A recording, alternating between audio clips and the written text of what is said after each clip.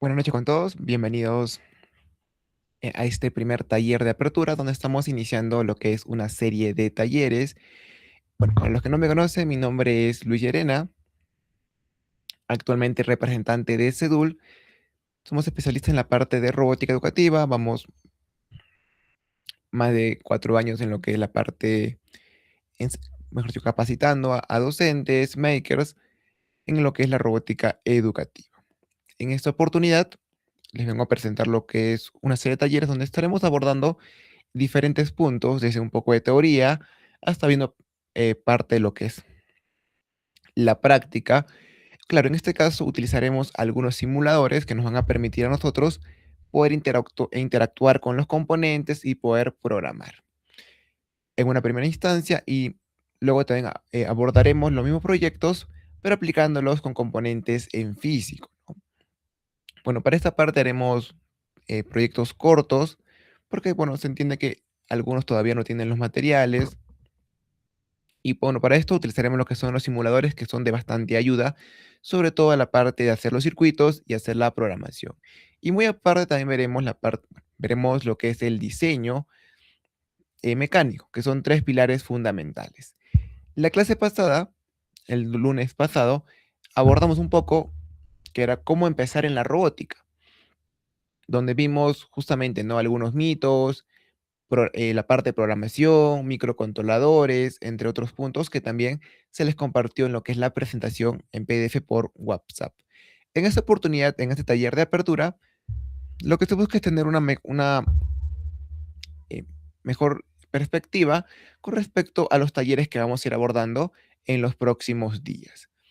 Bueno, como podemos observar en el título, tenemos lo que son los primeros pasos en la robótica. Y esta parte hay que tener, considero, en cuenta antes de iniciar un proyecto, que es, digamos, comprender antes que solo conectar. Es lo más importante, ¿no? Porque a veces, y también surgen ciertas preguntas donde, por ejemplo, a veces yo también leo los comentarios en Facebook, en nuestra página, y dicen, ¿por qué trabajar con el Arduino? O sea, con la plaquita azul de repente por ahí, aquí, ¿no? Con esta plaquita, que es una placa muy antigua, dicen, que es una placa muy antigua. ¿Por qué no trabajar con la SP32, que es una placa con mejor capacidad, más rápida? Pero cuando empezamos en la robótica, no se trata de qué placa es más rápida que otra, sino que con cuál comprendo mejor la parte de programación, la parte electrónica, tanto para nosotros y sobre todo para los niños. El niño no va a entender si esta placa es mejor que otra, no va a diferenciar características. Lo que él va a entender es si realmente comprende lo que está haciendo, lo que está armando, lo que está construyendo, lo que está conectando y ve funcionar un proyecto, un producto. Prácticamente ellos, todo su esfuerzo lo ven reflejado en su producto final. Obviamente hay pasos previos que hay que realizar para el producto, pero a veces tenemos esa idea, ¿no? De que debemos trabajar con la última placa que ha salido en el mercado, con el mejor microcontrolador, con el controlador más rápido, con el más potente, pero nos olvidamos de la parte, si, qué placa es fácil de poder comprender en una primera instancia, en un primer punto, cuando recién estamos empezando. Y de eso se va a tratar el día de hoy. Veremos tanto los tres pilares fundamentales de la robótica: la mecánica, la parte eléctrica y la parte de la programación. Y bueno, como les comentaba, aquí la pregunta es, ¿trabajar con Arduino o trabajar con SP32? Ambos son dos microcontroladores. El Arduino fue desarrollado en el 2005 en un instituto de Italia por unos jóvenes que querían justamente, ¿no?, desarrollar proyectos de robótica, aplicar la programación, la parte electrónica. Pero en ese entonces, hacer un proyecto de robótica era bastante caro y si es que de repente no había la posibilidad de poder comprar uno, se requería mínimo haber llevado cursos de programación, de electrónica, no era tan intuitivo, ¿no? No era tan intuitivo. Sin embargo, ellos desarrollaron su propia placa y comenzaron a hacer proyectos más sencillos, no requieren una programación tan compleja y sobre todo, ¿verdad?, diferentes personas, tanto con conocimientos previos, sin conocimientos previos, y sobre todo estudiantes de preescolar, perdón, bueno, en este caso de educación básica regular, pueden empezar con lo que es en el mundo de la robótica. Ahora, la pregunta no es tanto cuál es mejor, más rápido, más moderno. La pregunta es con cuál el estudiante va a poder comprender mejor el proyecto o va a poder entender mejor lo que es la placa, la parte de la programación. Luego tenemos otra pregunta que vendría a ser, ¿qué necesita comprender el estudiante? Y para esta parte, ambas sí son similares, que son en las entradas, salidas, la lógica, la energía, sensores, propósito. Pero comparándolo entre el Arduino, la SP, que son dos placas, considero que potentes, obviamente la SP es más potente que el Arduino, bueno, por características un poco más técnicas, que de repente ya más adelante las iremos abordando. Pero, por ejemplo, el Arduino, para hacer un proyecto, es muy sencillo, ¿no? 3, 4 componentes, una batería, y ya tengo un proyecto funcionando. La programación de igual manera, ¿no? Tengo interfaz para programar en texto, para programar en bloques, es amigable, se puede adaptar a niños de primaria, a jóvenes de secundaria, hasta para instituto. Entonces, en la educación, el mejor componente no siempre es el más potente, es el que permite aprender paso a paso y construir confianza al momento de realizar nuestros proyectos.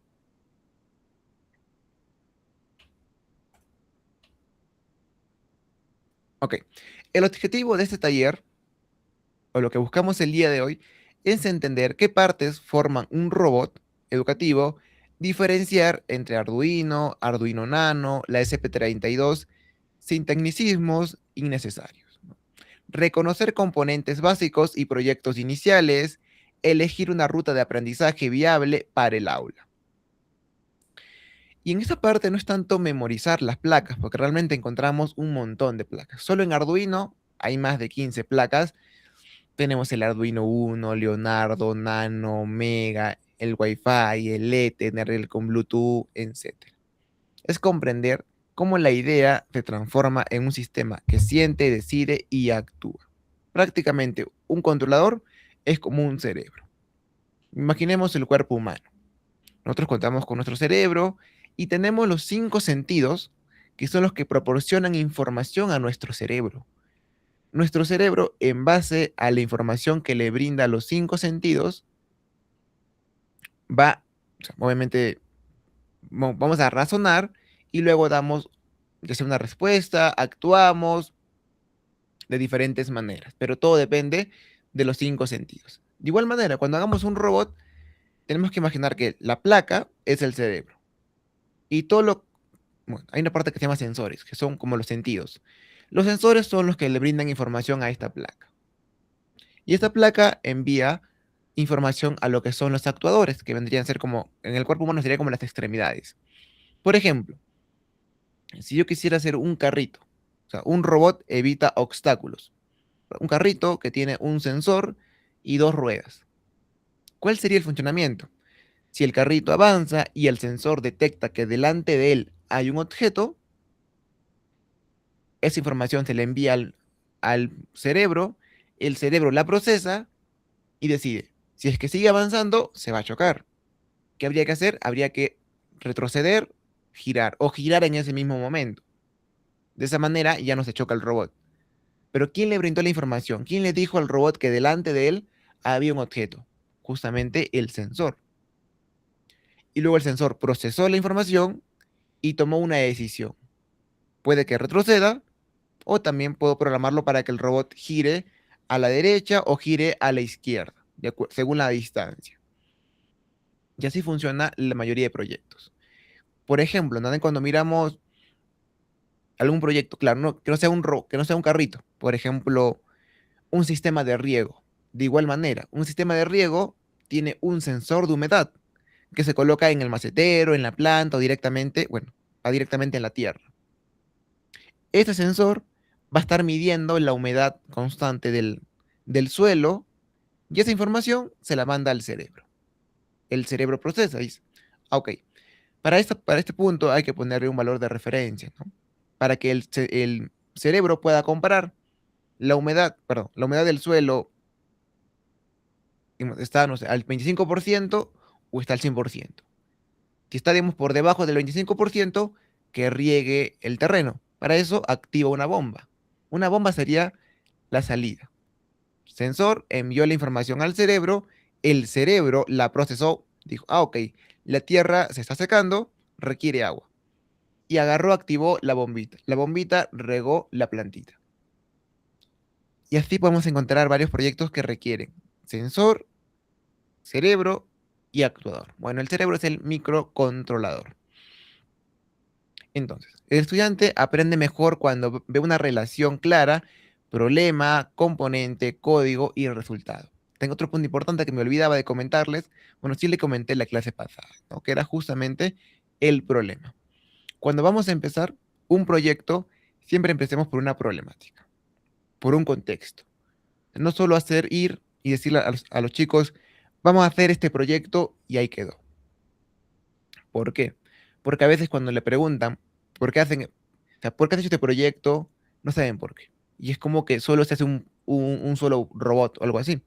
La idea es que ellos sepan el contexto de por qué se está desarrollando ese robot, por qué lo están haciendo, qué, digamos, qué problema va a dar solución, cuál fue el proceso de selección para llegar a ese robot, qué se tuvo en cuenta, ¿no? Por ejemplo, si yo quisiera hacer un robot. Sí, un robot recolector de basura, por ejemplo. Entonces hay una problemática, ¿no? Que es la contaminación. De repente por ahí las personas cuando van a colocar la basura en el tacho, a veces como que la lanzan y no queda en el tachito y se queda al suelo. El robot, ¿no? Que justamente el problema sea, ya sea recoger eh, la basura que está debajo de los tachos, de los tachos instalados en las avenidas. De repente también limpiar las calles en base a un problema de recién poder elegir un proyecto. No siempre vayamos directo al proyecto, porque a veces cuando o sea, la idea no solo es hacer un proyecto, sino que abordemos todo un problema y demos solución a ese problema en base a un proyecto. Esto ya parte de lo que es la metodología, que es aprendizaje basada en retos o en lo que es la otra metodología. Bueno, ahorita se me fue el nombre, pero sobre todo es la ABP, ¿verdad? Ok. Entonces, ¿qué es realmente un robot educativo? En un robot educativo consiste en tres partes, como les comenté. Lo principal, la mecánica. La mecánica también se define incluso antes de poder hacer la parte electrónica, de poder hacer la parte de programación. Pero la mecánica con la electrónica van de la mano.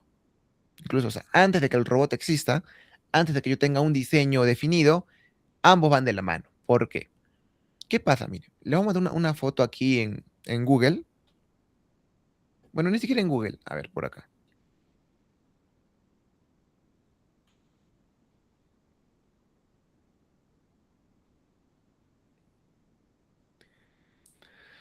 Aquí está, mire.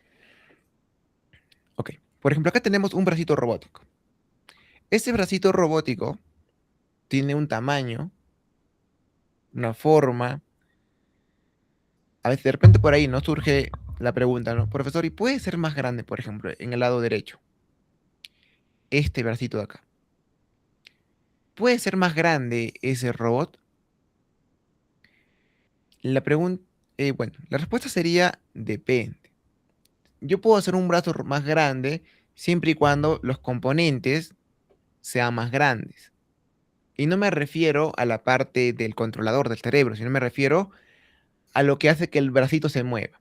Este bracito, mire, por acá tiene unos motorcitos que hace que la garra abra, cierre, que levante el bracito, el antebrazo, mueva la base, entre otros.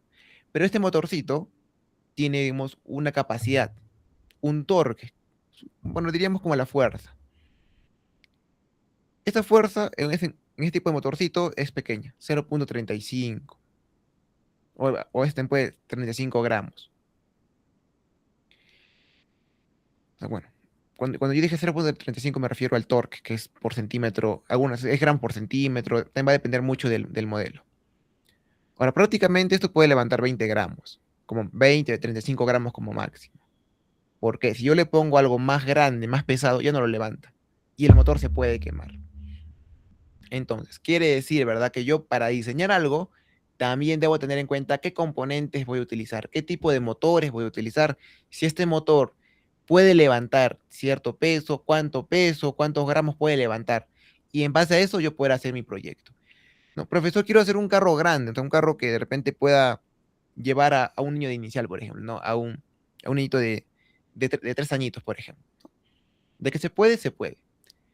Sin embargo, tendríamos que utilizar otro tipo de componentes y no de repente los que utilizamos para hacer un carrito, para hacer un robot, para hacer un brazo, que son prototipos de prueba para ver cómo funciona, ver la parte de programación, la parte mecánica. Pero cuando queremos hacer algo más grande, un robot más grande, hay que tener en cuenta o considerar los componentes. Y nos quedamos por este lado acá. A ver, aquí está.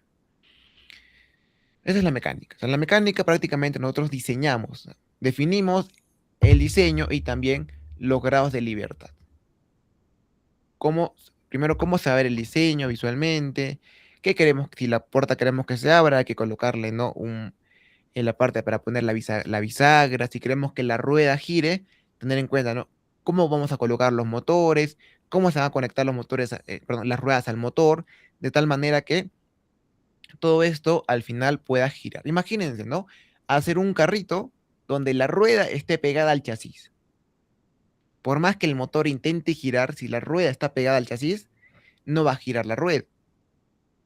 Puede parecer algo obvio, ¿no? Pero a veces, claro, no en las ruedas, pero en otro tipo de diseño, a veces solemos hacer junto. Queremos que, no sé, digamos, se levante el bracito, pero pegamos el brazo a la base. Por más que queremos que se levante, no se puede porque está pegado. Entonces, en esa parte hay que tener en cuenta también lo que es la mecánica. Cómo queremos que el robot actúe y qué es lo que queremos que el robot haga. En la parte electrónica, aquí se conectan los sensores, actuadores, la energía, los cables, la placa y señales. Prácticamente es la conexión de todo el robot. Es como que los nervios en el cuerpo humano conectan todo el cuerpo prácticamente.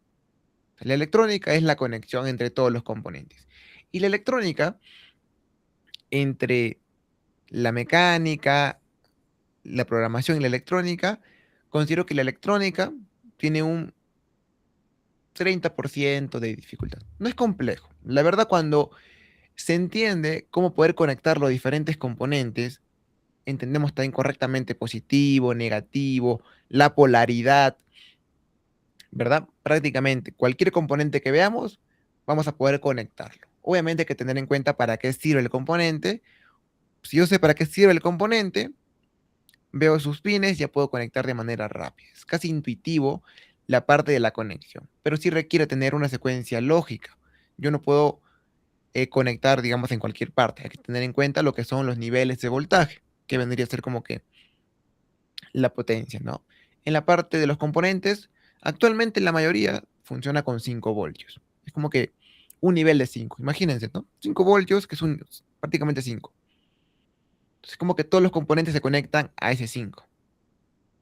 Pero cuando hay un componente que es de 3.3, tengo que bajar el voltaje para poder conectar ese componente. Porque si yo lo conecto a 5, ¿qué sucede? Se va a quemar porque le está llegando más potencia de la que él puede o de la que él requiere. Y finalmente viene la parte de la programación. Aquí también considero que otro mito es que es complejo, profesor, a mi edad ya no puedo aprender. La programación no es compleja. La programación tenemos instrucciones, la parte lógica, tenemos decisiones, secuencias y automatización. Yo considero que la parte de la programación es la parte más bonita. ¿Por qué? Porque aquí nosotros, si ya hicimos la parte mecánica bien, la electrónica de igual manera, la programación es probar, probar. Mientras yo más pruebe, voy a aprender mejor. Hasta acá el estudiante tiene que tener libertad de poder programar. Y a veces cometemos el error de entregar códigos, de darle copia a este código.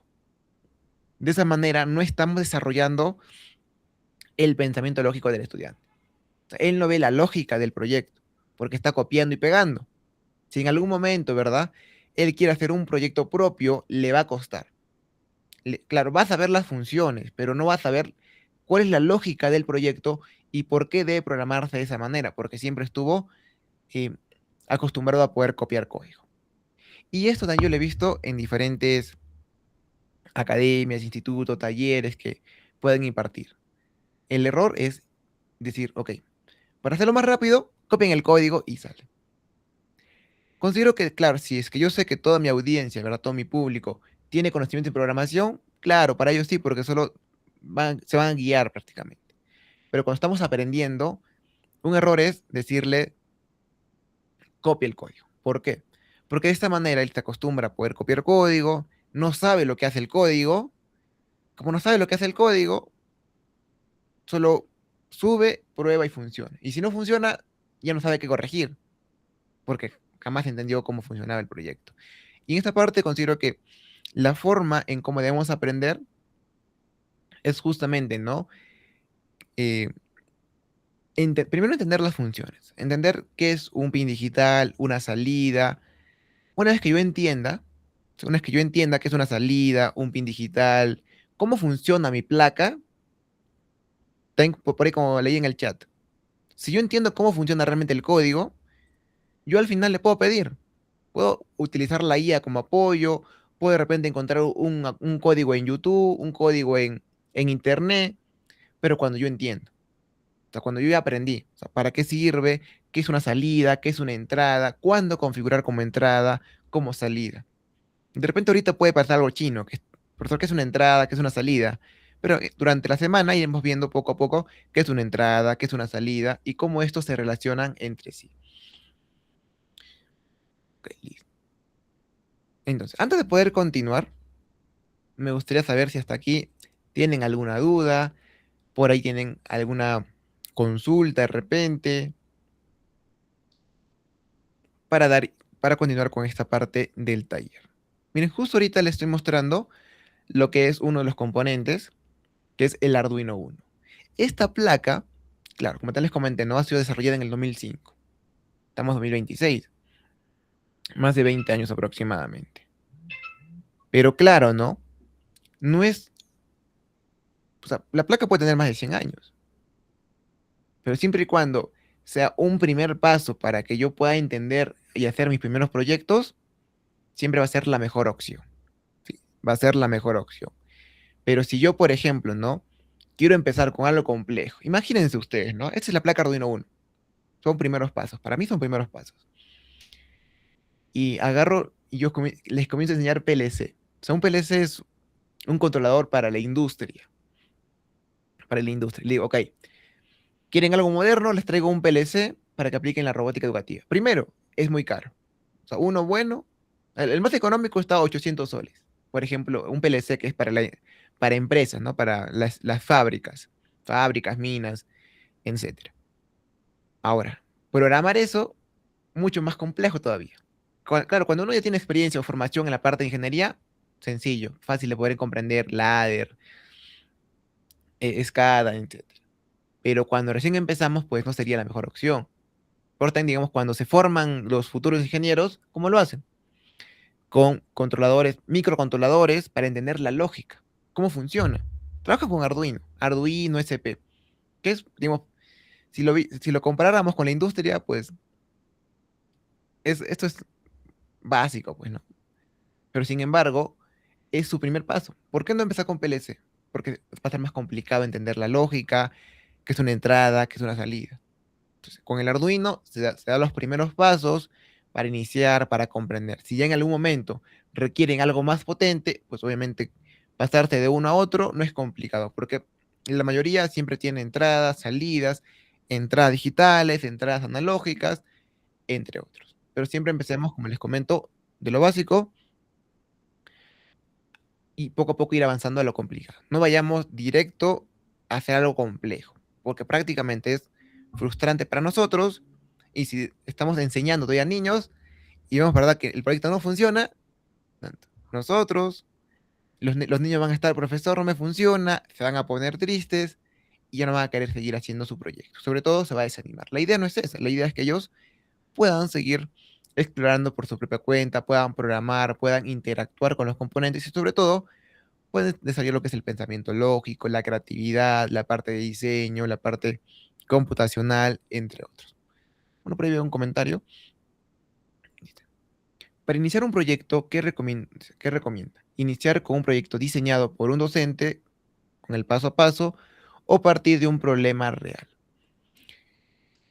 Mm, Esto va a depender mucho. Por ejemplo, ¿no? Si es para que tú practiques, digamos, si tú eres docente y quieres practicar, puedes practicar, claro, con un proyecto ya, digamos, diseñado, hecho, pero sobre todo, digamos, no solo copiar, o sea, no replicar.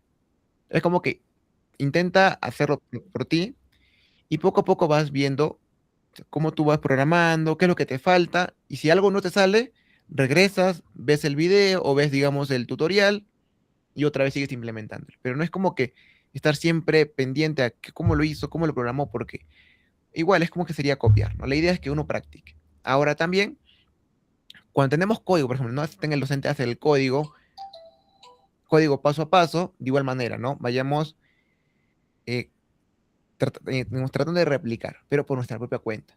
Digamos, yo agarro, copio una línea y la pruebo. Y veo qué es lo que hace mi robot. Siempre es importante probar, primero componente por componente, luego por hacer que cada componente funcione. Una vez que cada componente funcione, recién hago la lógica del proyecto completo. Por ejemplo, ¿no? En el carrito que les comenté al inicio. Un carrito puede tener, digamos, un sensor, dos motores y un cerebro. Entonces, lo ideal sería probar que el sensor funcione. Primero hacer mi programación para el sensor. Una vez que yo veo que el sensor funciona, me paso a probar los motores. Una vez que veo que los motores giran, hago lo que es la integración completa. Recién ahí hago la programación completa.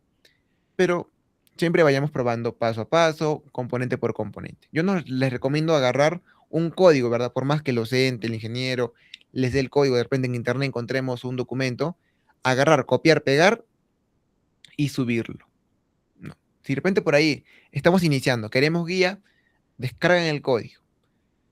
Digamos, digamos, tipo, van interpretando, el código no se lee, se interpreta. Vamos interpretando lo que hace cada línea de código, cada instrucción de código. Agarro una instrucción, digamos, la tipeo nuevamente en mi interfaz y lo subo. Y veo, o sea, veo qué es lo que hace mi robot. Ah, ok, con este código, o sea, con esta instrucción enciendo el motor derecho.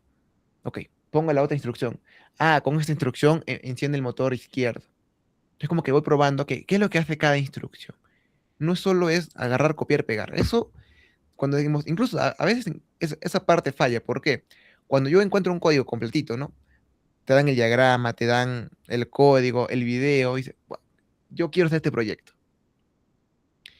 Compran los componentes, compran todo lo que dice el video. Van a replicarlo y no les funciona. ¿Por qué? Porque agarraron el código, lo descargaron, tal cual como lo descargaron, lo subieron al cerebro. Y a veces hay componentes que requieren calibrarse. Hay componentes que requiere saber cuál, digamos, si en el código está para el lado derecho el motor A, tengo que conectar el motor A para el lado derecho. Si para el lado izquierdo está el motor B, tengo que conectar para ese lado el motor B. Yo no puedo conectar, o sea, conectar como yo quiero y subir un código que yo no lo hice, porque yo no sé cómo la persona que lo ha hecho lo ha interpretado. A menos que tenga un video paso a paso como, digamos, que explique, ¿no? Cómo lo va haciendo, recién ahí puedo guiarme. Pero siempre vayamos practicándolo por nuestra propia cuenta.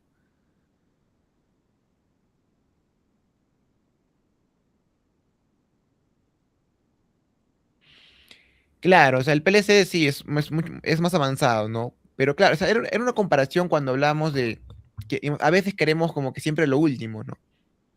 Que queremos como que por ejemplo, es que, claro, yo en los comentarios vi que decían que el Arduino es una placa muy antigua. Pero en el Perú prácticamente en la mayoría de colegios utiliza lo que es el Arduino como placa. ¿Por qué? Es fácil de poder utilizar. O sea, el Arduino uno, muy aparte de que dentro de la familia de Arduino vamos a encontrar varios, o sea, varias versiones. El Nano, el Mega. Pero ¿por qué el uno? ¿Por qué siempre el uno? Porque justamente el uno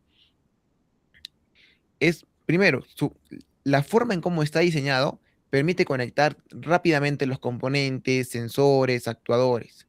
Segundo, puedo conectar directo a la computadora y puedo subir el código.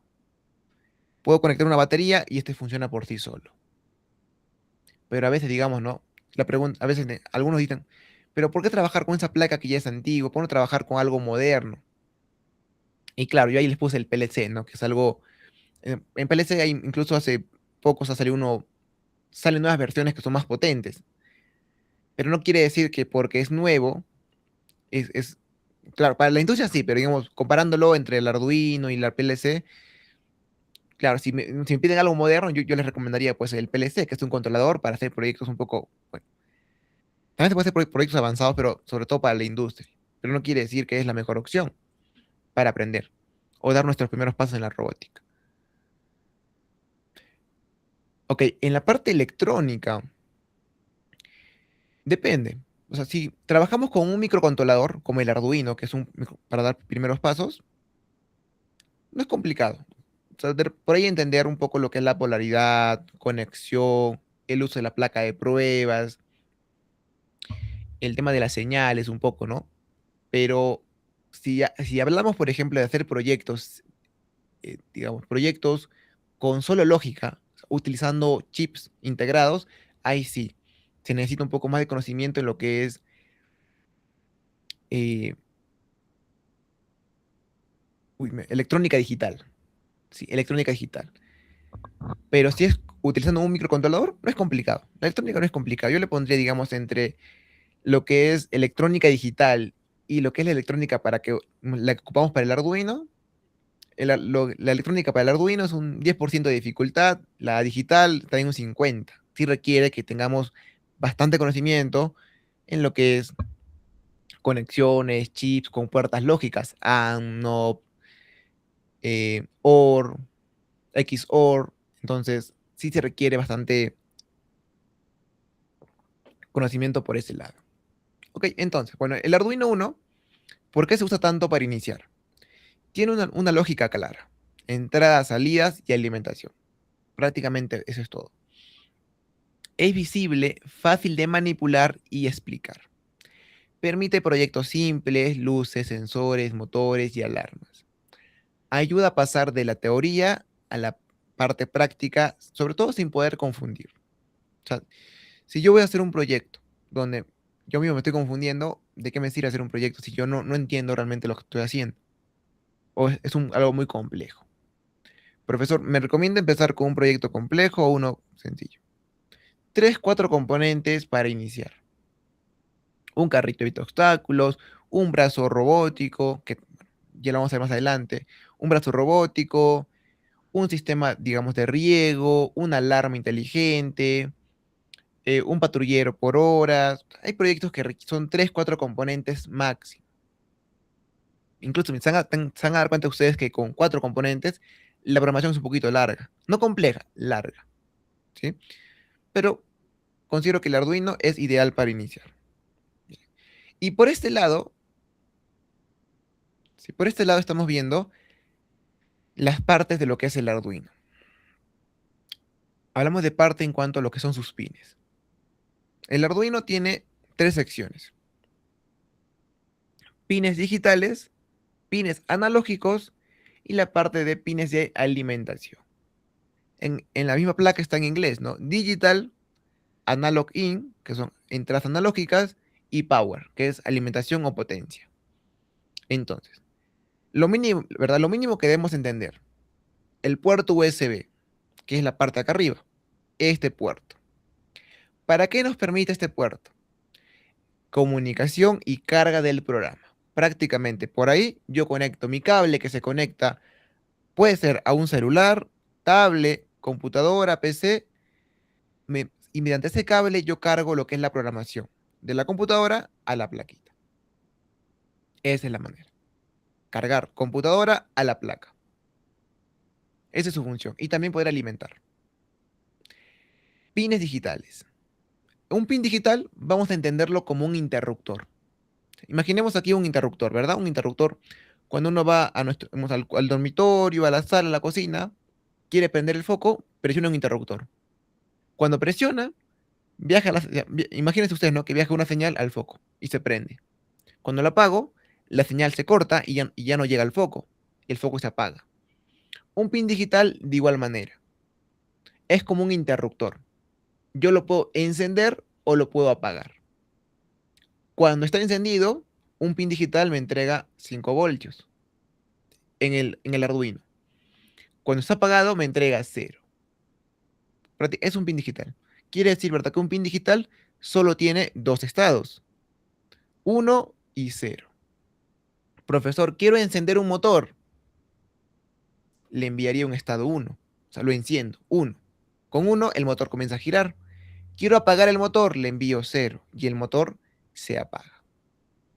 Es un pin digital. Solo puede tener dos estados. Un pin analógico puede leer, o sea, puede leer variaciones. Por ejemplo, ¿no? Si yo tuviera un sensor de temperatura, ¿sí? Un sensor de temperatura, y yo les dijera,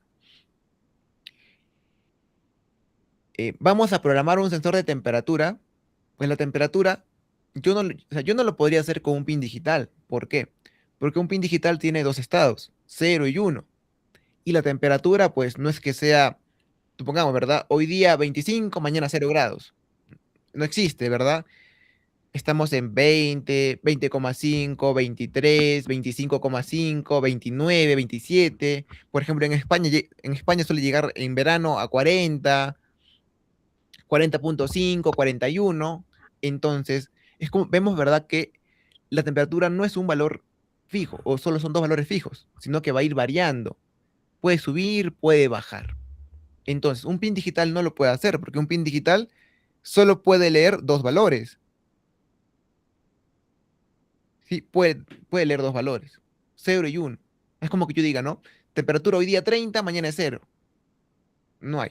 Entonces, para eso existen los pines analógicos.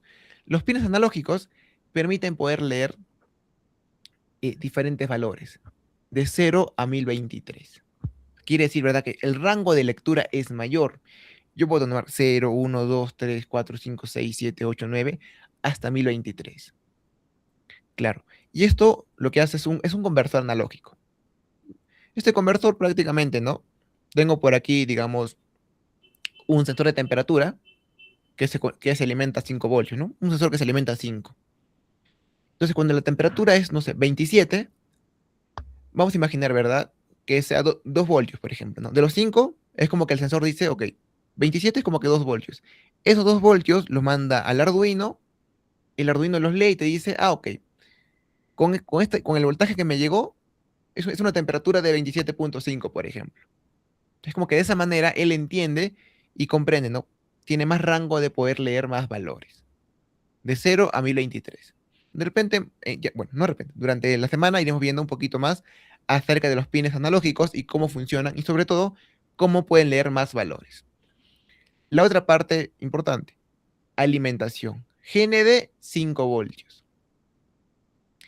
Es la parte de referencia y alimentación. La placa Arduino 1, o sea, toda la placa azul que vemos en la pantalla, funciona con 5. ¿Sí? Es como que su alimentación es 5 voltios. Si yo le entrego más, se quema. Le entrego menos, funciona pero no bien. Imagínense, es como que una persona bien alimentada, tipo, no es como que está con energía, hace sus actividades, entrena, etcétera, ¿verdad? Pero si es una persona que digamos, no está bien alimentada de repente por ahí, ¿no? Es como que un día desayuna, o perdón, un día come, otro día no, por ejemplo, ¿no? O sea, tu cuerpo, claro, no es que se va a morir por no comer un día, o dejar de comer un día sí, un día no, pero su cuerpo no funciona bien, o sea, no reacciona bien. Pero, o sea, de que está vivo, pero, digamos, prácticamente su cuerpo está como que en descompensación, ¿verdad? Como que no reacciona bien. Igual el Arduino, ¿no? En el Arduino cuando tiene sus 5 voltios, excelente, funciona bien, te lee bien, reacciona bien. Pero cuando yo le entrego menos de cinco voltios, por ejemplo, 3,3, 3,7, va a aprender, pero no va a hacer bien las cosas. Es como que puede que ejecute bien el código, como puede que no, pero mayormente no lo hace bien. Algunos componentes comienzan a leer valores aleatorios, comienzan a darte lecturas erróneas, los actuadores se activan solos, se desactivan solos. ¿Por qué? Porque le llegó una mala alimentación, o sea, una alimentación por debajo de lo permitido. Lo ideal siempre que le llegue 5 voltios. Profesor, ¿y cómo puedo saber eso? Con las baterías que uno lo conecta. Pues, y si lo tengo conectado a la computadora, mejor, porque la computadora, laptop, ya nos entrega 5 voltios directos, ¿no? A la placa. Profesor, y si yo hago un proyecto, ¿siempre requiere estar conectado a la computadora? No. O sea, si yo, por ejemplo, hago un carrito para programar, o sea, si yo quiero programar el proyecto, sí, requiere que esté conectado a la computadora, pero solo para programar. De ahí ya no. De ahí ya solo tendría que, ¿verdad? Que desconectar de la computadora, ponerle una batería y él comienza a funcionar solo. ¿Es necesario que cada vez que yo lo prenda cargue la programación? Tampoco. Una vez que yo cargue la programación en la plaquita, esa programación se queda en la placa. Se queda para siempre prácticamente. ¿Hasta cuándo? Hasta cuando yo vuelva a subir otro código. Si subo otro código, se borra el actual y se sube el nuevo. Recién ahí. Si por ejemplo, no, yo subí hoy día un código y esa plaquita, no sé, la guardé. La guardé y de acá a 5 años la encontré. Lo conecto y el código que está interno sigue ahí, no se borró. Sí, todavía sigue funcionando de manera interna el código. Por ejemplo, no sé, yo hice un carrito. Por ejemplo, aquí, ¿no? Por ejemplo, acá tengo un tachito. A ver, no sé si mira mi cámara. A ver, vamos a apagar un ratito la presentación.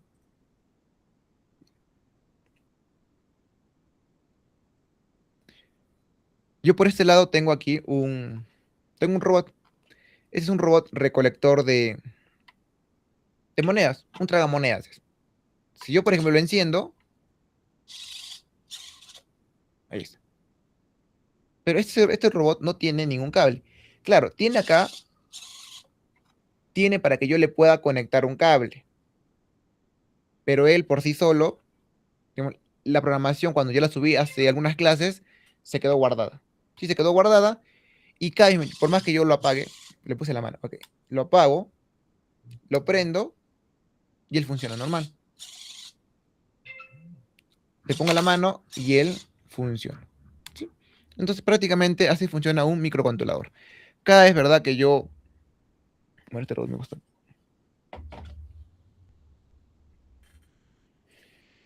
Ok, un momento. Entonces, ¿verdad? Cada vez que yo quiera utilizar mi robot, lo puedo prender y como tiene la programación guardada, funciona. Y tampoco requiere que yo le ponga un cable. Si tengo la batería, con la batería él también funciona, como ya les he mostrado hace un momento. ¿Ok? Listo. Luego pasamos al Arduino Nano. Este es como que el hermano menor del Arduino. Digamos, el Arduino uno es el más conocido, ¿sí? El más conocido. El Nano es cuando queremos hacer proyectos un poco más pequeños y queremos ir a competir. Profesor, este año el director me ha pedido que lleve a los chicos a competir a la Eureka, a la Feria de Ciencia, pero bueno, creo que es algo de tecnología, si me equivoco. Le han cambiado la categoría. Hay una parte que es de robótica, otra que es tecnología, pero yo no sé cómo empezar. Te recomiendo, primer paso, Arduino. Ahora, profesor, pero en la competencia o de repente quiero ir a competir, no sé, en una universidad que hacen, como por ejemplo aquí en Arequipa, hay la Universidad Católica San Pablo, que es la universidad que todos los años siempre promueve lo que es la competencia de robots, pero para niños tanto de primaria como secundaria. Se conoce como la ORE. Entonces, en la ORE eh, participan diferentes colegios de la ciudad, llevan dos, tres equipos cada colegio y compiten dentro de la universidad. Considero que es una forma de poder motivar la parte de la robótica, la parte de ingeniería, la parte de investigación, la parte del desarrollo. Considero que es un buen programa. Y muy aparte, ¿verdad? También hay diferentes categorías. Por ejemplo, una de ellas es soccer. En soccer, para competir no es que yo lleve un robot pues grande. Soccer es fulbito, es un robot que juega fútbol. O sea, no es que yo lleve un robot grande, ¿no? Gigante, sino que todo también depende en base a lo que son las categorías. De acuerdo a lo que me dicen las categorías, ¿verdad? Yo puedo participar de esas competencias. Por ejemplo, ¿no? En Stalker, si no me equivoco, las dimensiones del robot es 10 por 10 y la altura es libre. O sea, puedo tener un robot, un cuadrado de 10 por 10, pero la altura puede ser libre. Si yo quiero colocarle 1 metro, libre. Obviamente 1 metro va a ser mucho para que el robot se mueva, pero es prácticamente libre. Entonces, esas limitaciones también al docente le restringen mucho al momento de poder llevar su robot. ¿Por qué? Claro, si yo tengo un robot que solo tiene la dimensión de 10 por 10, y si se sale 1 centímetro, medio centímetro, el robot ya no puede competir, entonces yo no podría ocupar esta placa, porque de repente es un poco grande, y con todos los componentes, con motores, con todo, se puede que se salga de las dimensiones requeridas. Entonces yo ocuparía a su hermano menor. Profesor, pero ¿tengo que aprender nuevamente a programar Arduino? No.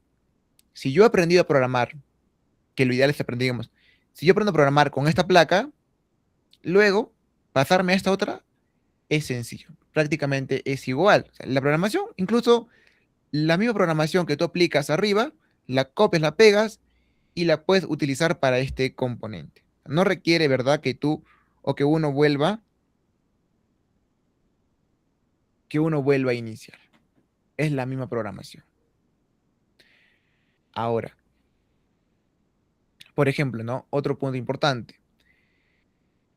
Eh, ok, perdón, cuando hablamos de esta plaquita del Arduino Nano, es como que el hermano menor. Es el Arduino Uno, pero pequeñito. Ventajas que justamente, ¿no? Algunos lo utilizan para ir a competir, de acuerdo a las características del robot, de acuerdo a los requerimientos de la competencia. Pero también puedo iniciar con esta plaquita. Iniciar, ¿de qué puedes iniciar? No es complejo la programación porque es igual que el Arduino Uno. Solo que la dificultad está al momento de poder conectar los cablecitos. Acá sí requiere que compres una placa de pruebas un poco más grande y puedas hacer las conexiones en la placa de pruebas. Y si es que aún no entendemos muy bien cómo funciona una placa de pruebas, nos va a costar un poco más entender esta placa. Entonces, recomendación, el Arduino Uno. Algunos pines, ¿verdad? La función. Dice, la función de los pines es similar, o sea, prácticamente similar al Arduino Uno. La lectura visual puede ser más difícil. Acá sí. ¿No? Leer, por ejemplo, los números, los pines, es más pequeñito.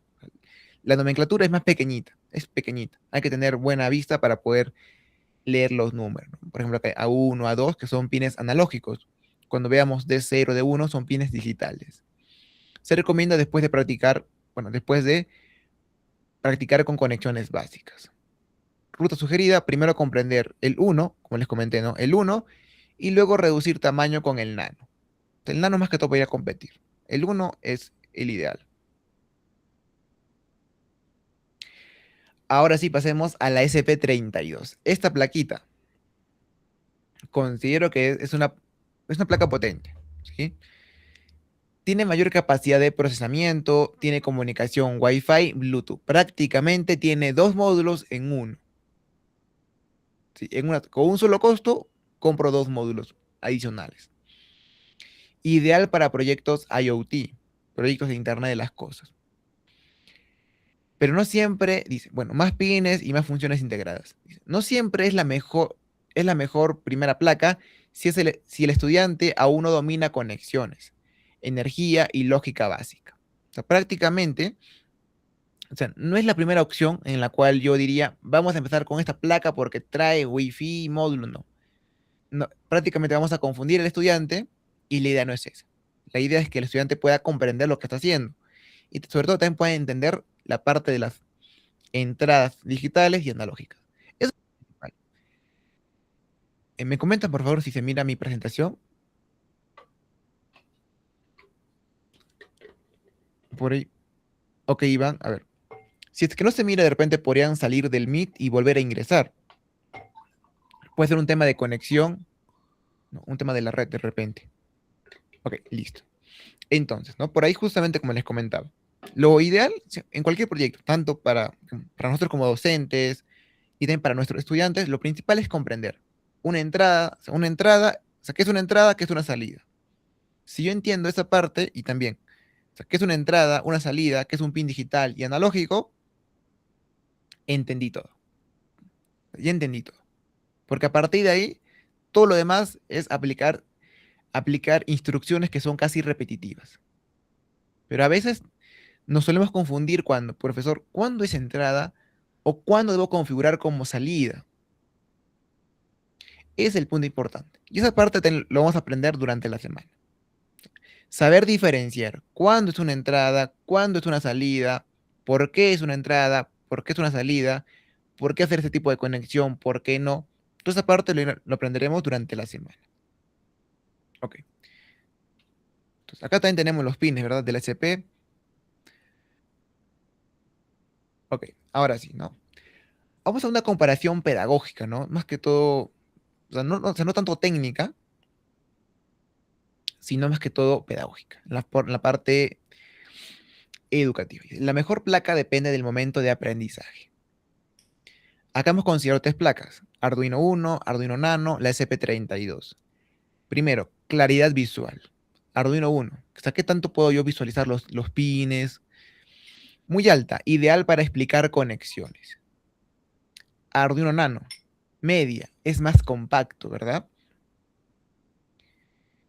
Prácticamente la letra es más pequeñita. La SP32, eso sí. La SP32, sus pines no es tan intuitivo como en el Arduino Uno. Por ejemplo, ¿no? A ver, rápidamente aquí, porque si no se nos pasa el tiempo. Uy, miren, acá. Por ejemplo, yo puedo ver acá que dice, tengo del 0 al 13. Vamos a imaginar, ¿verdad? Que yo conecto, si yo conecto un LED, conecto un LED al pin número 7. Sí, un LED al pin número 7. Y yo quiero programar. ¿Qué tengo que hacer? Prácticamente ir a mi código, pongo 7 y pongo high. High es encender. Le pongo high y se enciende mi LED. O sea, yo vengo, miro la placa, busco el numerito y pongo high y se encendió mi LED. Pero ¿qué sucede? ¿Qué pasa si yo ahora me voy acá a la SP32? La SP32,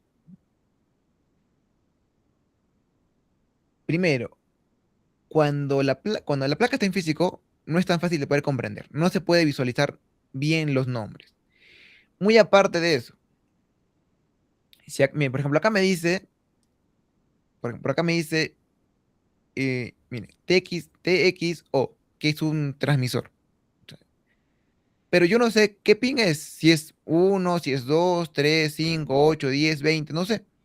Tengo que utilizar, en este caso, ¿verdad? Justamente aquí, ¿no? Un diagrama de pines para yo poder ubicar, por ejemplo, aquí, ¿no? El TX es un uno, es un pin uno. Pero si es que yo no miro, si es que yo no tengo esta parte de acá, yo no podría saber qué pin estoy utilizando. Es un poquito más complicado, ¿verdad? Requiere en este caso que yo vaya a investigar, digamos, en internet y saber y tener un diagrama de la SP32. Claro, esto, por ejemplo, es fácil cuando ya tenemos experiencia, ¿no? Cuando yo ya sé programar, ya sé de los pines, mis conexiones y al final yo ya puedo recién verificar qué pin es para comenzar a programar. Pero si de repente estoy en un primer paso, recién, ¿verdad? Yo no le recomendaría. Y, profesor, y si es para un niño de primaria, peor todavía, ¿no? El Arduino, inicial. Ahora. Entonces, nos quedamos aquí. Entonces, ¿verdad? Justamente aquí, ¿no? La SP32 requiere leer los pins, o sea, prácticamente los pines de la SP. Inicio en el aula. Recomendado para la primera experiencia. La placa Arduino Uno la pueden aplicar desde primero de primaria. Yo particularmente, bueno, también enseño aquí en una universidad aquí en la ciudad de Arequipa y estoy en la parte del club de robótica. El club de robótica es un programa que la universidad tiene, digamos, para niños y jóvenes, niños de primaria, jóvenes de secundaria. Y tiene por niveles, nivel uno, nivel 2, nivel 3. En el nivel uno son niños de 7 a 9 añitos. Nivel 2 de 10 a 13. Y nivel 3 de 14 a 18 añitos. Entonces, en el nivel, por ejemplo, uno, bueno, yo he estado casi más de 5 años, si no me equivoco. Sí, 4 o 5 años he estado en el nivel uno dando clases ahí. En el nivel uno, los niños utilizan el Arduino Uno. Utilizan la placa Arduino Uno para programar. Y son niños que tienen 7, 8 añitos. Y decimos, si ellos pueden, nosotros también podemos. Pero ¿cuál es lo importante? La ruta, la forma en cómo ellos aprenden. Ellos conectan, o sea, conectan un componente y programan. Conectan otro componente, programan. Otro, programan. Y poco a poco van entendiendo la lógica de la placa. Ahora, yo particularmente me gusta, siempre cuando estoy en colegios, lo aplico a partir de tercero de primaria hacia arriba. ¿Por qué no en primero? Porque primero prefiero que aprendan lo que es la electrónica básica. Hacer proyectos que funcionen sin programación. Por ejemplo, uno que estoy yo desarrollando en un colegio es el tema del dispensador automático. Es un dispensador de bebidas que no requiere programación. Es una pila, un interruptor, un pulsador y una mini bomba de agua. Con eso se hace un dispensador de bebidas. ¿Y por qué es atractivo? Porque el estudiante puede llevan su agua, su jugo, su leche, su té, su agua de anís, llevan cualquier bebida, vierten en el depósito que trae el dispensador, colocan su vasito y se comienzan a servir prácticamente. Entonces, eso lo hacen sin programación. Y cada niño lo hace. ¿Por qué? Porque también es de bajo costo. O sea, lo mejor es que va de bajo costo, ¿no? Profesor, en mi colegio no tienen un presupuesto limitado. Entonces, por ejemplo, un proyecto del dispensador están entre 25 a 35 soles. O sea, todo, pues, no todo. Toda la parte electrónica, todo. Entonces, es un proyecto bastante económico y sobre todo funcional. Tengo otro, por ejemplo, que me gusta hacer es el trencito electrónico. Es un trencito, ¿verdad? Que los chicos también construyen, arman, pegan, pintan, pero no requiere programación. Dos motorcitos, una batería, un interruptor, eso es toda la parte electrónica. Pero ahí les enseño cómo funciona un motor, la polaridad del motor, la conexión, qué es el polo positivo, el polo negativo, cómo colocar correctamente la pila en el portapila, cómo funciona la corriente. Toda esa parte se le explica justamente en esos mismos. A mí particularmente me gusta enseñarle primero, segundo, tercer año. O sea, eh, prima- eh, primero, segundo, tercero de primaria. Ya para tercero, como ya saben cómo funciona un motor, cómo funciona con la batería, pasar a programarlo, para ellos va a ser sencillo, porque solo requieren aprender qué cosa, la programación, la parte lógica, porque la parte del componente ya la conocen. Saben que que el motor tiene polaridad, que si conectan la batería de una forma, el motor gira en sentido horario. Si le dan la vuelta a la batería, el motor gira en sentido antihorario. Y de esta manera van justamente comprendiendo el tema de las conexiones. Potencia. Bueno, entonces Arduino Nano recomendado después de practicar. La SP32 mejor para un proyecto con conectividad. Un proyecto más ambicioso, digamos. Potencia. Suficiente para proyectos básicos. El Arduino Uno. El Nano. Similar en lógica al Uno, ¿verdad? Es muy parecido tanto en potencia como en la parte de programación. La SP32 sí es superior con Wi-Fi y Bluetooth. Claro, como les comenté, ¿no? La SP en ventajas técnicas es superior, pero pedagógicamente no tanto. Riesgo. En Arduino Uno, bajo. Nano, medio. La SP32 es alto, ¿no? Si es que yo por ahí me equivoco, se puede quemar. En cambio, en el Arduino Uno trae protección. Protege el componente. Si yo me equivoco, puedo desconectar y normal funciona. No, no es tan sensible a una mala conexión. El enfoque ideal, comprender entradas y salidas en el Arduino Uno. En el Nano, hacer prototipos pequeños. Como les comenté, ¿verdad? Un tamaño reducido. El SP32, automatizar y conectar a sistemas. Si yo, por ejemplo, no quiero algo más tipo, ¿no? Similar a algo industrial, con el SP32 lo puedo hacer. Si yo, por ejemplo, no quiero hacer una planta de mina, por ejemplo, ¿no? A escala, como para de forma educativa. La SP32 sería la mejor opción. Conclusión de esta parte, primero es la comprensión. No busquemos tanto cuál es lo mejor. La comprensión de los componentes, de la placa del cerebro, bueno, del microcontrolador. Luego viene la parte de potencia, reducción de tamaño y conectividad. En esa secuencia, comprensión, potencia, reducción de tamaño y conectividad. Por ejemplo, una vez que ya queremos ir a competir, de acuerdo a la competencia, podemos utilizar lo que es la SP32. Pero para iniciar, primeros pasos, primera vez, primer año en el colegio, el Arduino Uno placa recomendada. Y otro punto importante, no siempre es bueno comprar kits que ya venden, porque a veces, ¿verdad? Cuando uno va a una tienda de electrónica, dicen, ¿no? Deseo empezar en la robótica, quiero un kit. Nos dicen, quiero un kit. Ok. ¿Cuánto está? 180, 200 soles. Pero ¿qué sucede? Dentro de ese kit hay componentes que no vas a ocupar. O te dan uno, por ejemplo, ¿no? Un kit Arduino te dan un motor y sin rueda. O un motor, una rueda. Con esto no puedes hacer un carrito.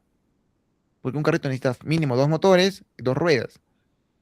Entonces siempre es bueno que vayamos, ¿verdad? Con la parte de, profesor, quiero comprarme un kit.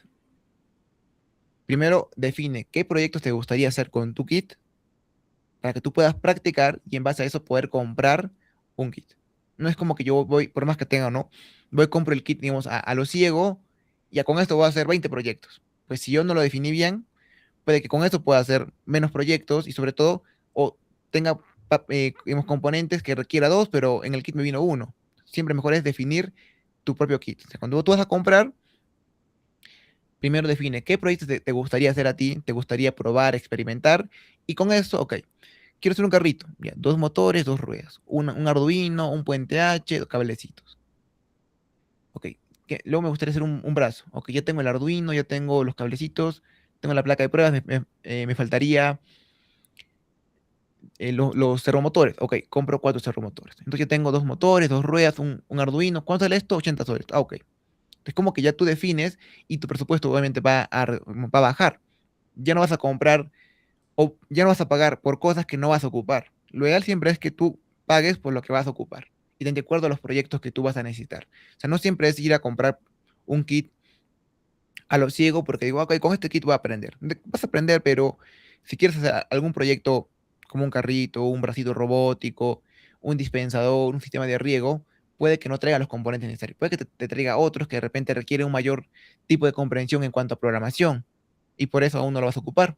Entonces, pues, mejor es, en vez de comprar eso, comprar uno que tú puedas ocupar para iniciar y ya luego eliges tu kit correctamente. Ok. Bueno, aquí tenemos un primer contacto con la electrónica, ¿no? Esto es algo sencillo para poder entender, ¿no? El tema de la polaridad, el tema de la energía, consumo de corriente, la energía, ¿verdad? De dónde sale, cómo circula, polaridad, positivo, negativo. Tenemos la parte de la resistencia, que es la protección del circuito. Medición, observar datos para tomar decisiones. Un LED que enciende ya puede abrir una conversación sobre ciencia, tecnología y seguridad. Considero que este es un primer paso al momento de poder hacer diferentes conexiones. Por ejemplo, antes cuando iniciaba las clases siempre iniciaba con un circuito de estos, ¿no? Pila, LEDs, algo sencillo para poder entender cómo circula la corriente y cómo el foquito se enciende. Luego pasamos al primer proyecto guiado, ¿no? Por ejemplo, aquí ya tenemos el Arduino conectado a un LED, conectado a un potenciómetro. Por ejemplo, aquí la parte de conexión, esto es muy sencillo. Acá miren, esta línea es positivo, negativo, que se conecta a la placa de pruebas. ¿Para qué? Para tener más pines de conexión. Tengo mi LED, que tengo la resistencia que se conecta a un pin, que es al pin número 3 aquí. Tengo el negativo que se conecta al negativo, ¿verdad? Y con eso ya conecté un LED. ¿Qué me faltaría ahora? Me faltaría programar. Para programar tengo dos opciones, bloques o texto, que la próxima clase ya la vamos a ver. Igual, entonces esta parte solo es secuencia, seguir paso a paso y vamos a lograr comprender todo esto de manera detallada. Acá tenemos lo mismo, ¿no? Secuencia de tres LEDs. Y si nos damos cuenta, a ver, yo quiero que en este punto ustedes puedan visualizar, ¿sí? Puedan visualizar la imagen y me digan, ¿creen que sería complicado poder replicar esto? A ver, quisiera que todos me puedan comentar por el chat. ¿Creen ustedes que sería complicado poder replicar esto? Sí, no, en el chat. A ver, todos, para ver si están activos. A ver, Si no me comentan, al final no les comparto las diapositivas. Porque quiere decir, ¿verdad?, que no han estado atentos. A ver, quiero que me puedan comentar, ¿no? O sea, para ustedes, ¿les parece, digamos, complicado hacer esta parte? Si yo les dijera, vamos a replicar. Les entrego los componentes, un Arduino, los 3 LED, 3 resistencias, una placa de pruebas. Y le digo, ok, ¿parecería complicado? Por ahí me comentan no, ¿verdad? Por ahí tenemos al profesor Juan, al profesor Boris, Oscar, Milward, a Eddie. Dice, necesitaría práctica y más estudio un poco. Dice, no. Ok, por ejemplo, claro, ¿no? Si es que tuviéramos los componentes, ¿no? Todos los componentes para hacer esto, yo les digo, vamos a hacer las conexiones. Por ahí, ¿verdad? Pero veo que varios me dicen no. Claro, o sea, no es complicado, ¿no? O sea, si yo les daría los componentes, digamos, ahorita, hiciéramos las conexiones, considero, ¿verdad?, que con el diagrama y la forma en cómo están los cablecitos, podríamos entender. Claro que para este punto ya debemos conocer, ¿no?, qué cable, o sea, qué es un cable Dupont macho-macho, qué es un cable Dupont hembra-macho, hembra-hembra. Con eso considero que ya estarían listos para replicar este circuito. Ahora, la parte de programación sí. La parte de programación sí requiere un poquito de explicación, sobre todo en la parte de entradas y salidas. Pero en una primera instancia considero que no es tan complicado. De repente por ahí, perdón, por ahí como vi en los comentarios, sí requiere un poco de práctica. Sí, Vanessa, estoy compartiendo lo que es la presentación en la pantalla. Si es que no se mira, podrías intentar desconectarte y volver a ingresar, dice. En la diapo anterior sugiero cambiar la palabra energía por electricidad. A ver, mm,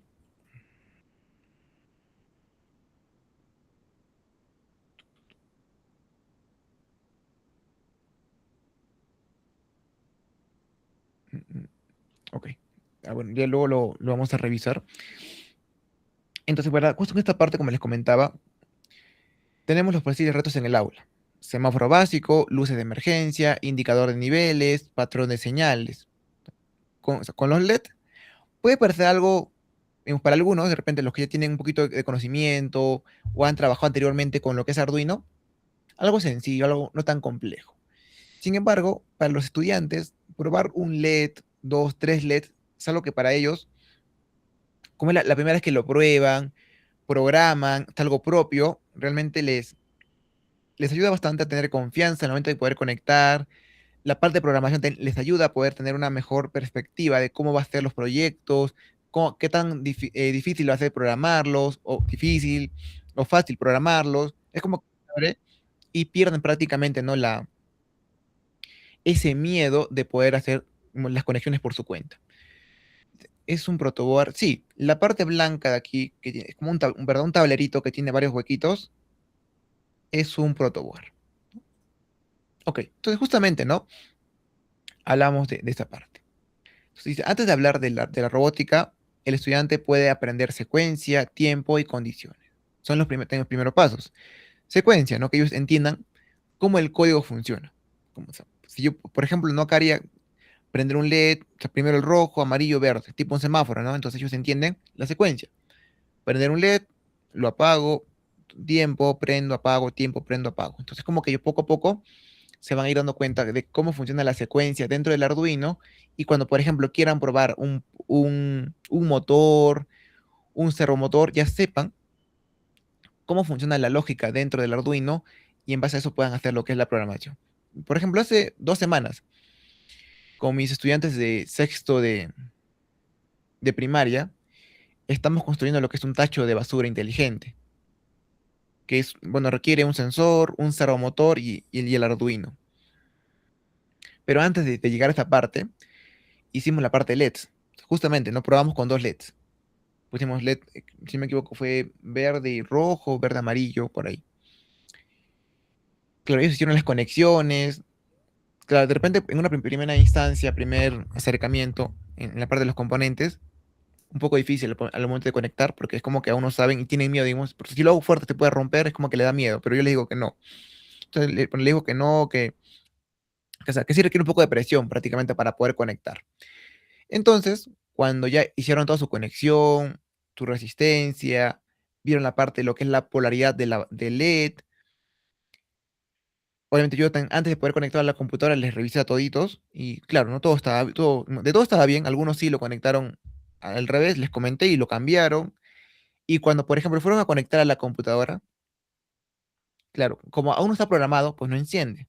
Lo conectaron, vieron que encendió el Arduino, o sea, que la placa azul sí se encendió, pero su LED no. Decía, profesor, no enciende mi LED, o bueno, mis LEDs.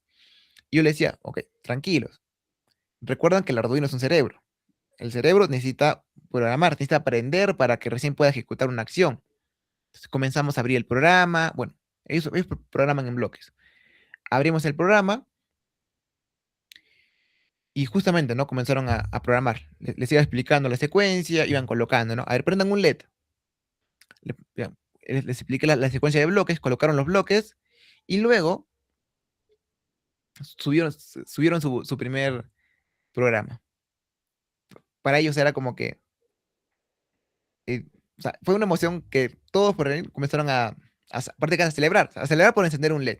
Claro, o sea, para mí es como que, o sea, yo podría decir, no, esto es muy sencillo, pero para ellos, cuando es algo que ellos han intentado hacer la conexión, han programado, y cuando prueban, realmente fue una emoción para ellos. O sea, todos estaban, digamos, se alegraron prácticamente por encender un LED. Luego le digo, a ver, ahora ustedes intenten encender el segundo. Bueno, para ellos fue, agarraron otro bloque, lo pusieron debajo, cambiaron el número y lo encendieron. Otra vez, ¿verdad? Como que otros se volvieron a alegrar, se volvieron a contentar por encender su segundo LED. Y luego le comencé a explicar acerca de la secuencia. Ok, ahora le pondremos un tiempo. Pasado ese tiempo, queremos que los LEDs se apaguen ahora. Les explica cómo apagarlos. De igual manera, ¿no? Cada vez que hacían algo, probaban, subían, probaban. Y al final, pues ya le dije, a ver, quiero que se encienda el rojo, se apague el verde. Se encienda el verde, se apaga el rojo. Y ya comenzaron ahí a jugar con los bloques para que puedan ver cómo se reflejaba los bloques en sus LEDs.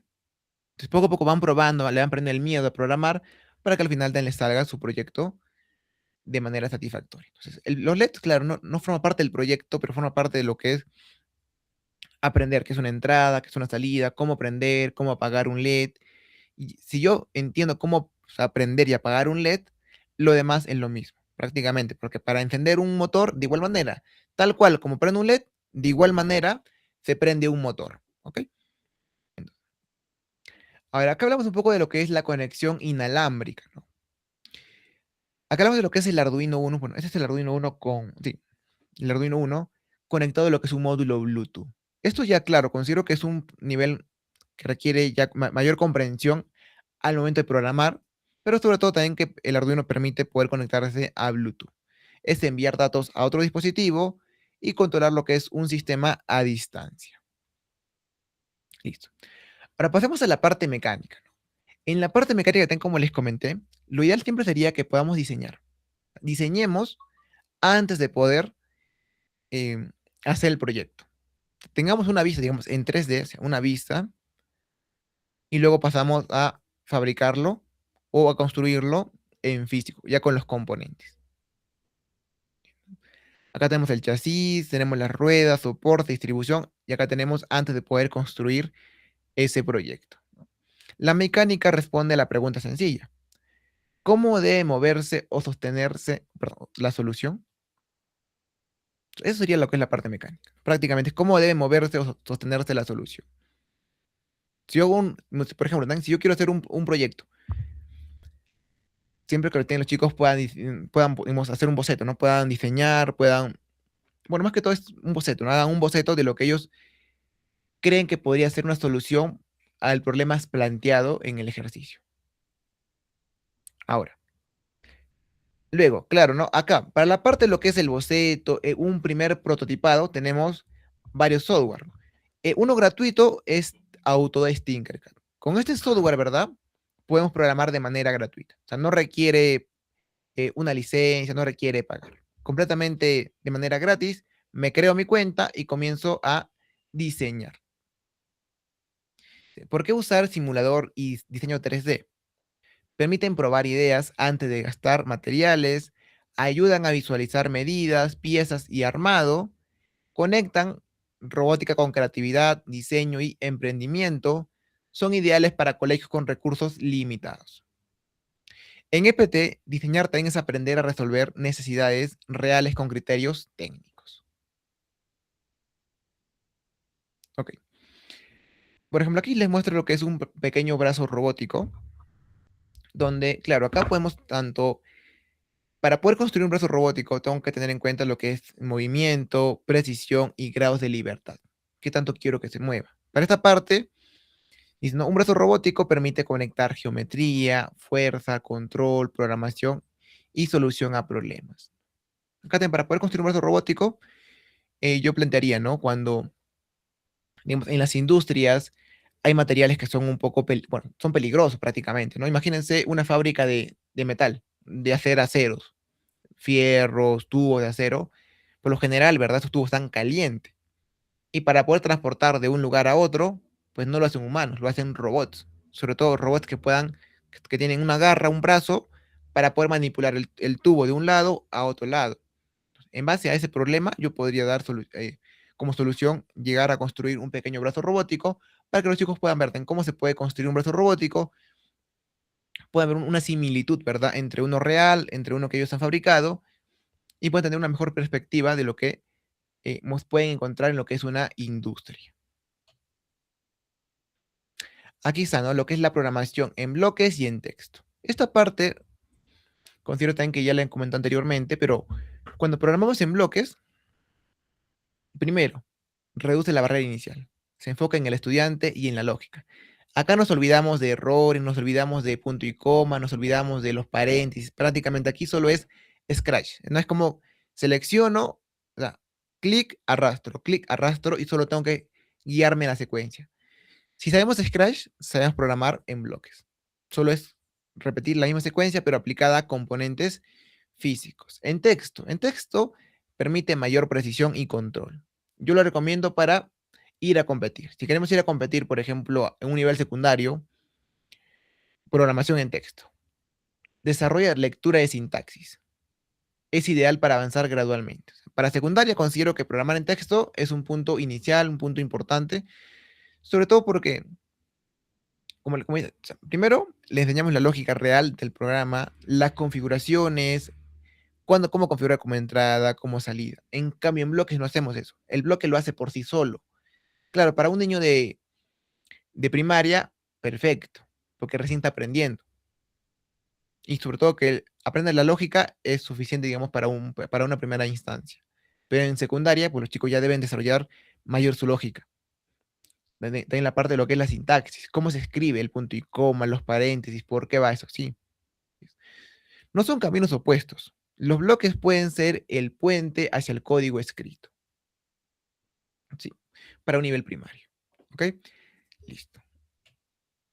Ok. Listo. La ruta práctica para poder empezar, ¿no? Tenemos leer un sensor, controlar una salida, armar un mecanismo y resolver un problema. Dice, el orden evita la frustración.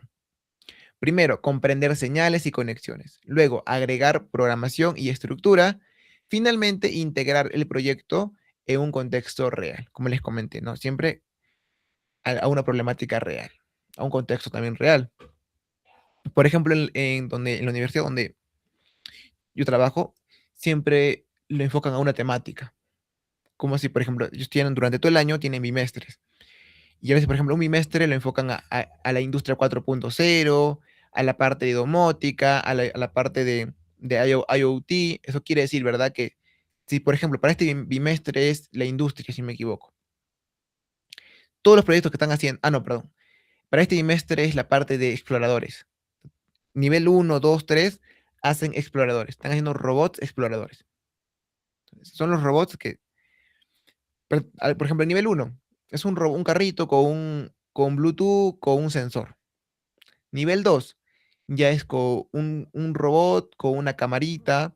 No, es un robot con dos, tres sensores y enviarlo por Bluetooth. Nivel 3 en este caso es un robot con una cámara y que se controle por Wi-Fi. O sea, prácticamente la dificultad en cada nivel va avanzando, pero es la misma temática.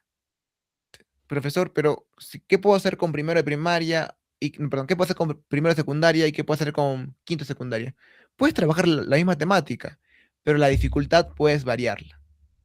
Que es verdad que al final pueden tener un mismo, bueno, casi un mismo producto, pero con diferente complejidad. Entonces, de esta manera, pues no te quedas sin ideas y puedes trabajar en primero, no sé, misma temática y en segundo, la otra temática. Ok, bueno, a ver, vamos por aquí.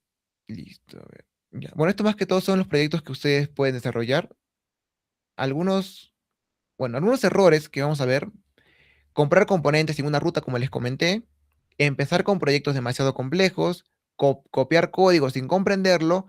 Evaluar si, bueno, solo si funciona. No sé si es, bueno, no sé si se explica. Más que toda esa parte, ¿no? O sea, evaluar solo si funciona. Ahora, mejor enfoque. Definir el aprendizaje esperado. Usar proyectos pequeños y progresivos. Pedir evidencias del proyecto. Hacer que el estudiante explique decisiones.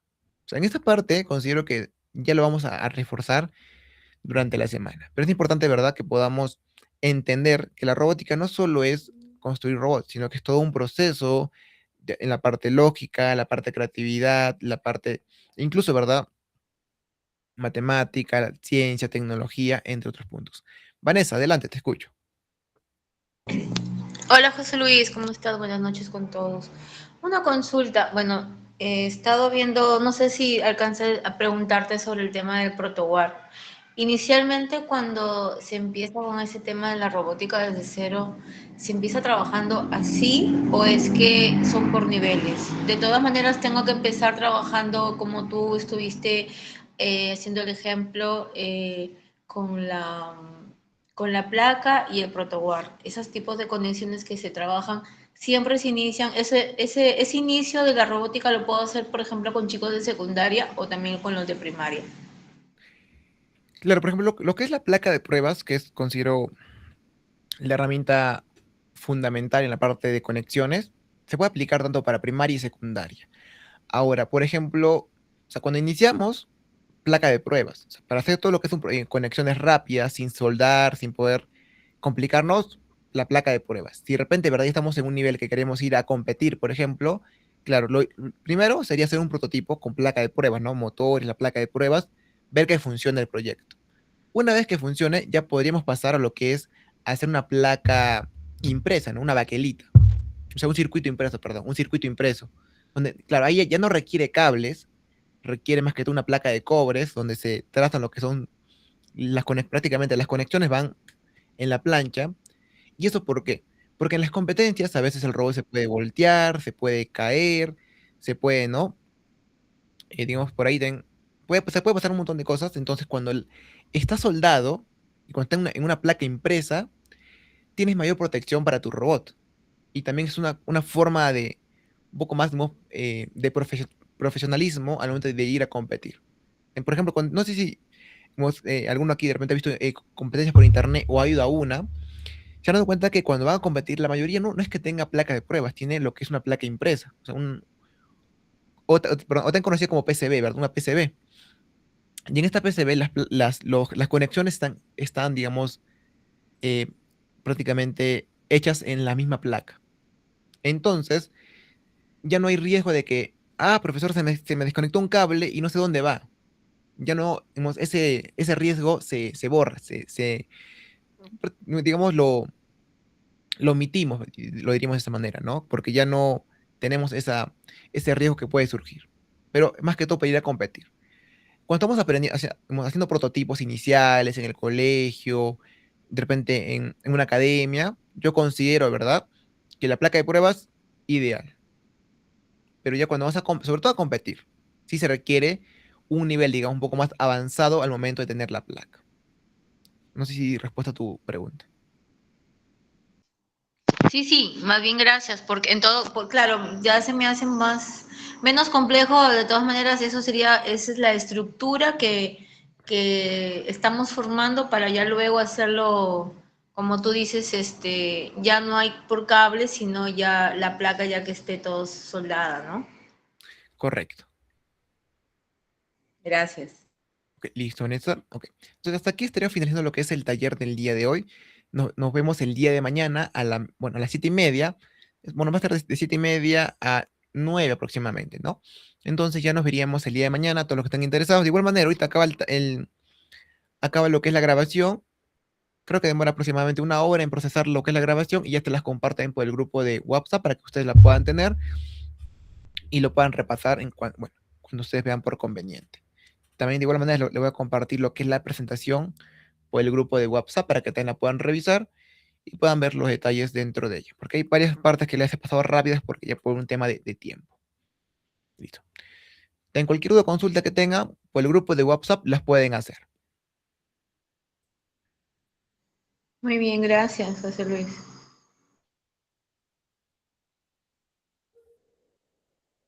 Bueno, nos vemos con todos. Que tengan muy buena noche.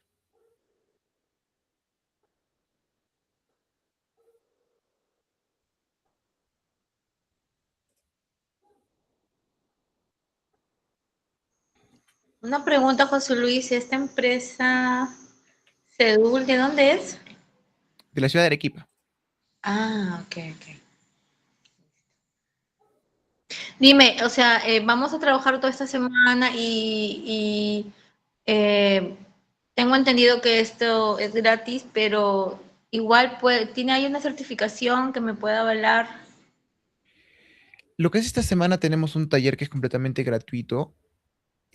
No tenemos todavía lo que, digamos, no damos lo que es certificación por los talleres, pero sí tenemos cursos que requieren ser, bueno, que sí se obtienen un certificado, ¿no? Esta parte ya les comento el día domingo para los que estén interesados. Ah, bacán, muchas gracias. Ok, no te preocupes.